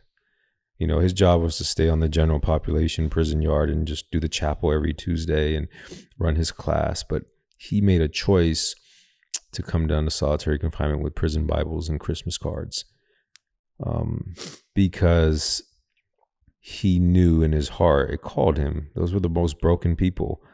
And he entered that space. And it's like, you have to respect that. Like, even me in the criminal mindset I had, like, you respect a man that would do that. And you recognize that. Like, I knew that like what he did, you know, there wasn't no sense of like entitlement to that or I deserve. It was just like, I recognize, like, wow, like nobody comes here, but he did on Christmas time to give and to like serve. And it changed everything because it showed me somebody actually cared, you know, about us down here. And when you feel so like isolated from the world, you know, and, you know, isolation, I don't know if you ever experienced it, like self-isolation. It's different when you're forced into isolation than when you self-isolate. Because I self-isolate now to work on myself sometimes. And but when you're forced and you're like, the only thing you want is like maybe a letter every year.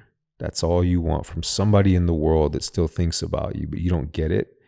And then a man comes down to the solitary housing unit and he's talking about God has a purpose for you. That's all you have. And for me, it's all I needed, you know, just somebody to believe in me. So, you know, I do that for others now. So after that, like anything, I got out of solitary, went back to GP. I made a decision to go to the shot callers on the yard and tell them that I didn't want to be a part of that life anymore, that I wanted to get out of prison, that I wanted to change my life, that I wanted to honor, you know, the chaplain and honor, you know, the rest of my life, you know, what I've learned through these books and the value of who I am. And they were like, okay. And 2 days later, I got stabbed twice, one in my stomach and leg. And I obviously survived and it wasn't too bad. So I walked back to my prison cell and my cellmate helped me stitch my wound up, both of them. And like I healed for a couple days.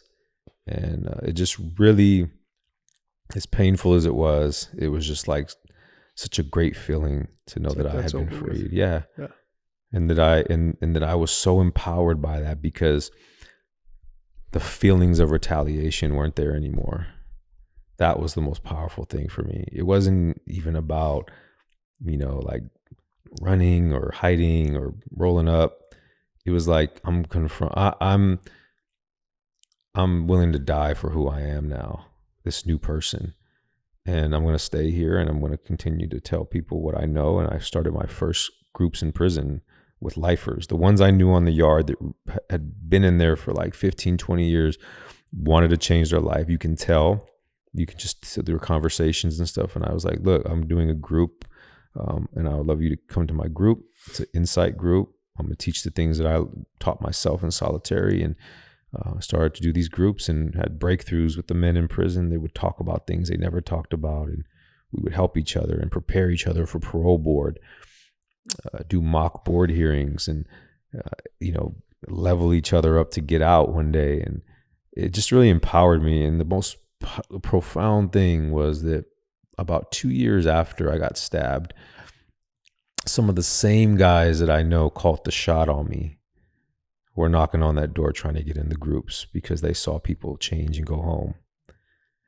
And I got out 2 years later. And since then, prison in California has never been the same. It's literally now where you can go in and rehabilitate yourself. Guys were getting out of the shoe. People were changing, doing amazing work in the world. The first 3 guys in my group, all lifers, I interviewed them on my podcast. They're all out free, ex-lifers doing amazing work in the world. We hang out, we keep in touch. They understand. He still goes to parole board hearings for these guys to try to articulate to get them out, like to this day, bro. Like, no joke. So I got out 4 years, 4 months ago. Started over, but I'd already overcome my biggest challenge. And so everything else is pretty much, it's a gift. Even the struggles of this life. But so it's been good, man. It's an amazing story.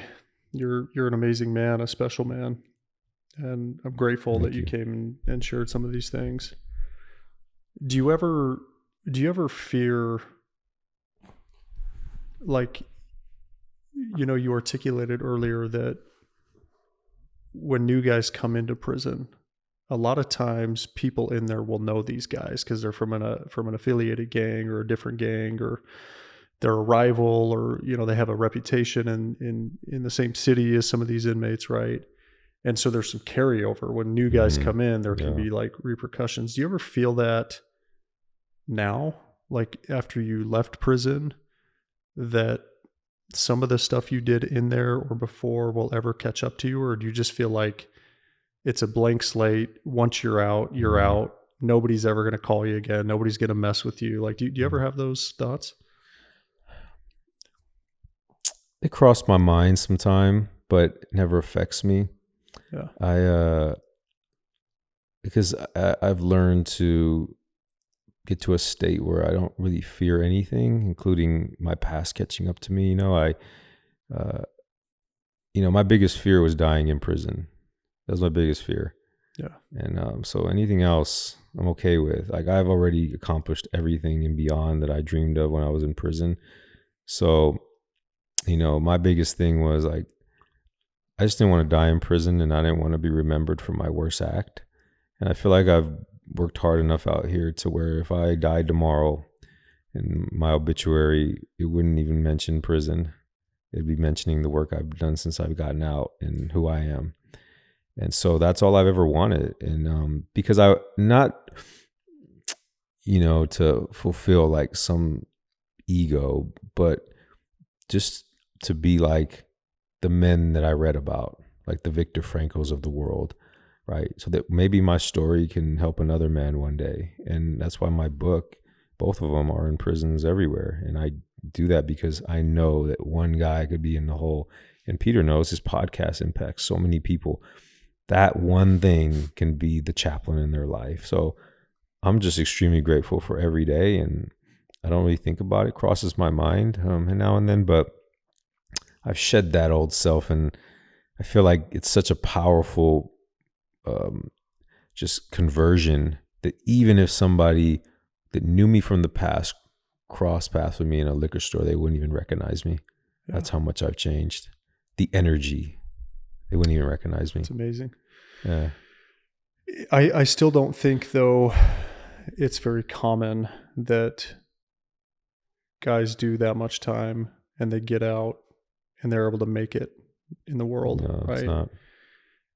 Why is that? And what do we do to help solve that? That's a great question. Because I always try to encourage the guys in prison, and when they get out, to like, don't limit yourself. Like I was told I was going to be limited to certain things, like either 2 jobs, construction or warehouse. Yeah. That's it. And never dream bigger than that. Just be grateful you're free. And I would say that in order for other people to get there, they have to do the inner work. They have to do the work on themselves. They have to overcome the limiting beliefs and the self-doubt and the imposter syndrome, and they have to develop a growth mindset. They have to do the inner work. Develop a new identity. There it is, yeah. And then it's going to take guys like me and Peter to be those inspirations to them that it's possible. And he was definitely that for me. When I got out and he met me 3 months out, and he showed up and he was doing already some amazing work, and he was that for me. So we have to continue to be that for the rest of the guys and girls in there when they're getting out. And we do that. We go into the prisons, we do it on our channels, and we that's what we do. So it's like, who knows what kind of ripple effect that'll have. But yeah, it's very rare. It is. I know many people that get out of prison all the time and they just have a different mindset. Not many people have one like us, which makes us so unique in how we met and why we're so close. I mean, to run into another person in Arizona that we have that same way of thinking is such a gift. And that's why we got to do something with it. Could you develop an entire program around this, or a school or something? Or are you already doing that? Yeah. Like tell me more about that. Yeah. Part of it is this book. 2 books. The Warrior in the Garden is like it's helping people know that people in prison know that you can get out, and some of the stuff that you live by and you're willing to die for today can be transferred into things out here that can help you be successful. And so part of it is not trying to rehabilitate and transform them totally to where they become a completely different person, but like embody who you are and just channel it into something great. Keep your eyes and ears open, mouth shut. I learned that going into prison for survival, because the things you say in prison can get you killed. One wrong word. People out here call each other words all day, and those words in prison will get you killed. And they use it loosely out here. So the way people bump into me at the gas station will get you killed sometimes in prison. Seriously. Right? So that perspective on keeping your eyes and ears open, mouth shut, meaning listen, learn, understand, reflect. And so that was something I took from prison, brought out here and with my business and everything, and it's helped me. And that's one of the rules. So that, and then the price, my other book called The Price Method, which is what I used when I was in the SHU to help me get through that time. And the things I learned through the books I read, which is a process to help you to develop more purpose in life. And even in a place like solitary where you have nothing, to still wake up with a sense of purpose. And so these things in the curriculum we've created, we feel like we can really help people.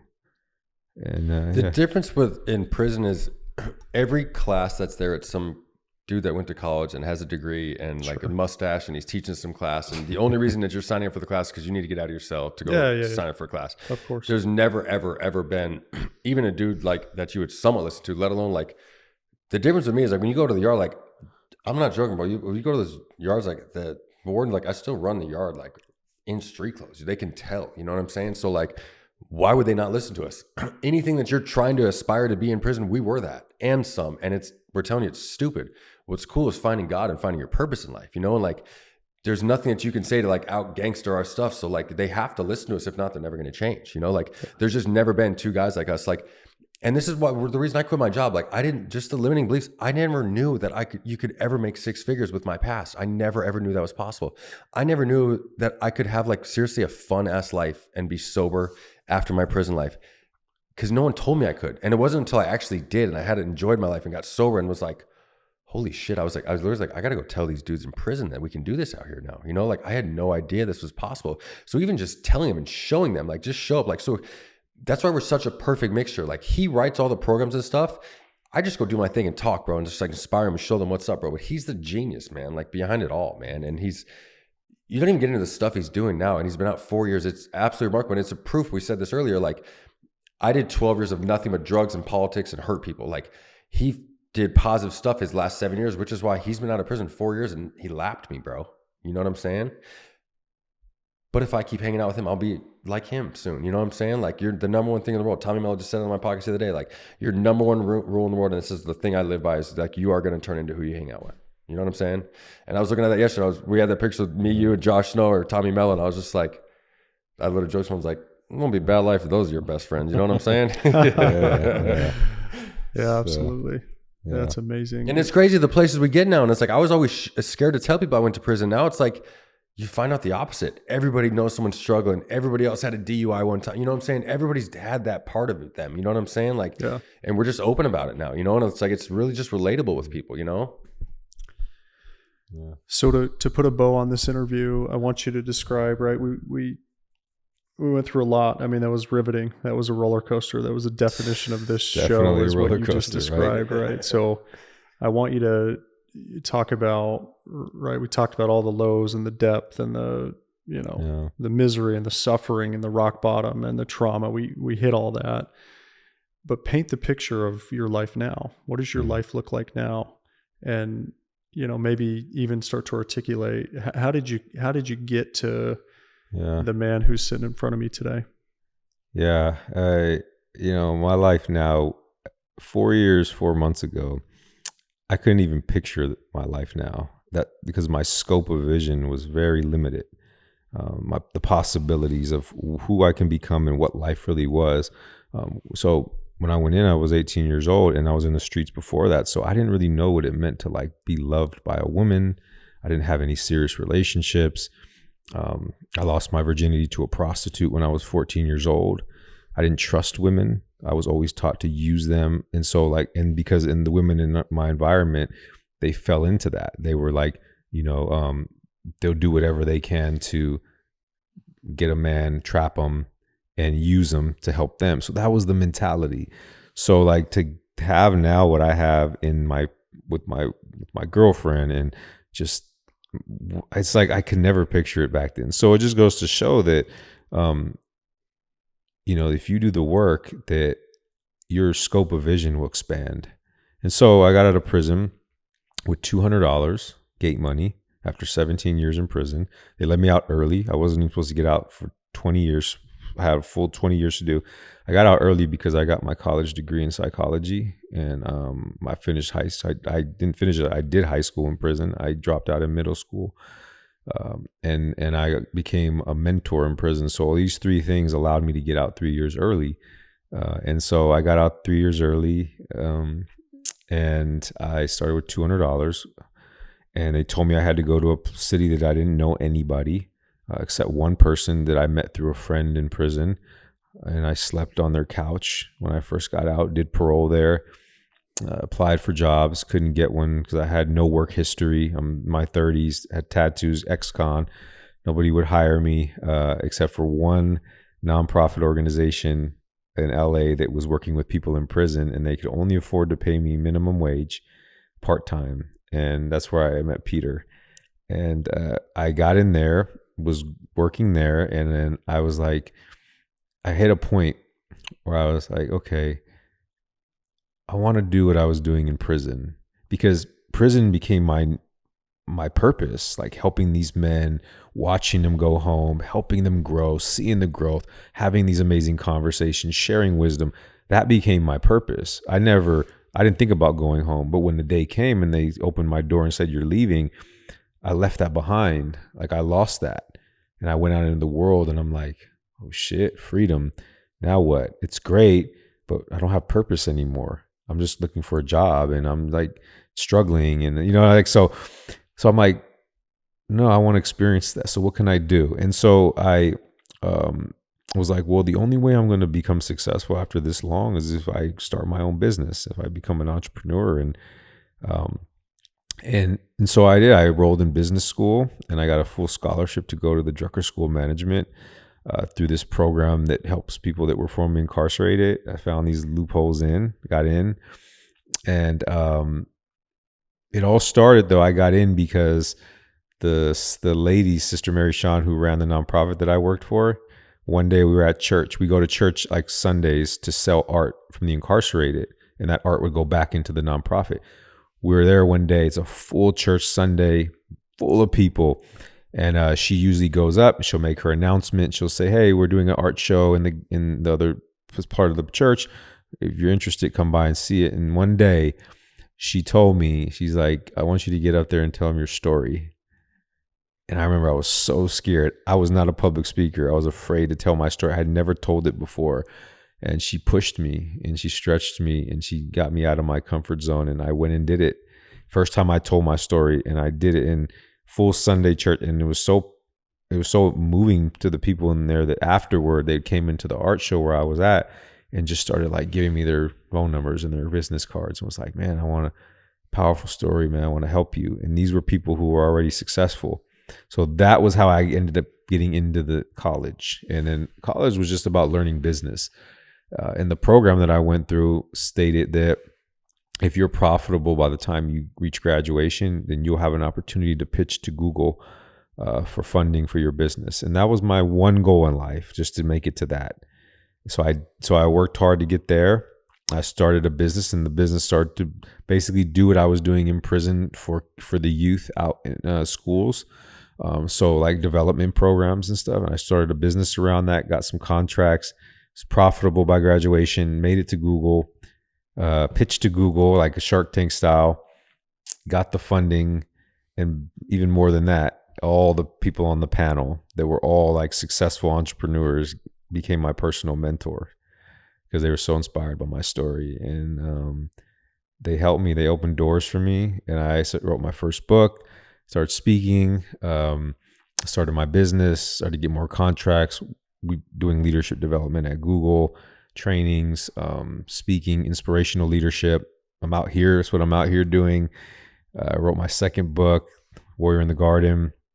Started to teach it to men, go back into the prisons, build curriculums around it. Started my podcast. And now I'm on my third book, which comes out this month. And I have a team now of like 10 people that are helping me run everything. And I have an amazing woman in my life, and you know, she's a successful attorney. And I mean, I live in a place that I dreamed of. Like everything that I visualized that I wanted, I got eventually when I got out of prison. That I used to be in solitary dreaming about when I would read these books. The feeling that's associated with it, like I've experienced it, and it's like a dream, honestly. Like I feel like I'm gonna wake up in my prison cell. Like, is this real? And wouldn't that suck? Just tomorrow. Yeah, I know, right? Oh shoot, this was exactly. But yeah, thank God. What a story, brother. I mean, it's.